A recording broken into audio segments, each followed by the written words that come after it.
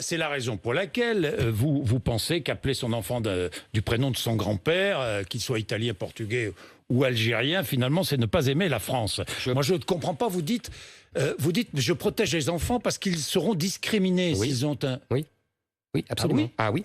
Vous êtes sûr de ça? Ah oui. Mais qui discrimine? Les associations. Qui discrimine? Les patrons. Qui est le coupable? Qui est le coupable? Non, alors je peux l'enfant qui porte le prénom ou celui qui discrimine? Est-ce que je peux vous répondre? Ben oui, mais je vous pose une question. Mais je vais vous répondre. Et c'est très intéressant ce que vous dites. Il y a une étude très intéressante de 2010 de chercheurs français et américains pour Sciences Po qui s'appelle l'étude Diouf. On a pris 3 faux CV. Le premier, un CV repère qui est Amélie, on voyait un nom très français, Amélie Lombard.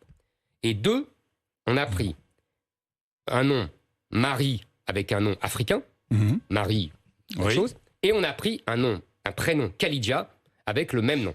Oui. De quoi on s'est aperçu?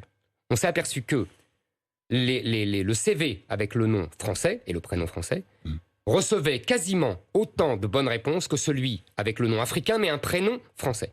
Et celui qui était vraiment rejeté, c'était le prénom. Mais ça, c'est le constat. Pourquoi? Oui, c'est un constat. Pourquoi? Je vais vous dire, ils ont raison. Parce que il faut donner des preuves. Le discriminateur a raison. Le discriminateur a raison. Il ne doit pas être poursuivi. Non. Je sais qu'il est poursuivi aujourd'hui. Mais oui. Je sais, je connais la loi. J'ai moi-même été condamné parce que j'avais dit justement qu'il ne devait pas être poursuivi. Oui. Mais ce que je veux dire, c'est que depuis 150 ans qu'on a une immigration, elle est italienne, vous l'avez dit vous-même. Qu'est-ce qu'ont fait les Italiens? Ils ont donné des prénoms français à leurs enfants. Aldo Nauri, Aldo Platini a appelé son fils Michel. Et donc... J'ai tant d'autres exemples contraires. Mais bon, Éric Zemmour. Il faut, vous savez, soit écoutez-moi, soit le prénom n'est rien, puisque c'est ce que vous avez l'air de dire.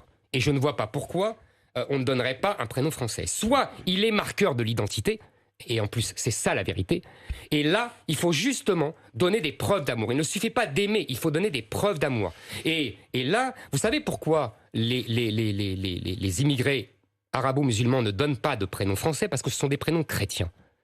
Ils ne veulent pas, ils veulent persévérer dans leur être islamique. Et c'est pour ça qu'ils s'appellent Mohamed. Mais souvent parce que c'est le prénom de leurs ancêtres, ça leur rappelle leur terre natale. Jean-Jacques Bourdin, est-ce que mon grand... Attendez, non, je finis. Est-ce que vous croyez que mon grand-père n'avait pas d'ancêtre? Non, mais... Est-ce que vous croyez que mon grand-père n'avait pas de père?